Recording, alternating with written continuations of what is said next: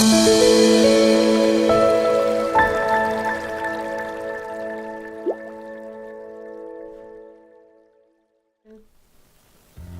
I'm Joe Fiorani. I'm one of the senior techs here at Carroll Water, and today I'm here to explain when to replace your pressure tank. One of the things I like to tell a customer is a simple tap test.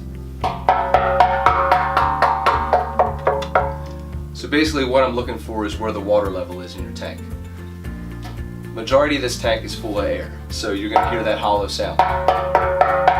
When you get down to the water line, you're going to hear a solid sound.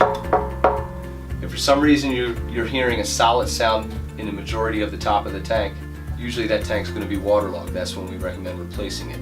What can happen with a waterlogged tank is it's going to create an issue with your well pump that we call short cycling. You can check your gauge down at the bottom, and if you're running water of any sort and that pressure's bouncing up to your top, which is 60 psi usually, down to a 40, and it's doing that a lot and it's very frequent, then usually that's a bad tank. That's when you're going to want to give us a call at Carroll Water and we can come out and replace your tank for you.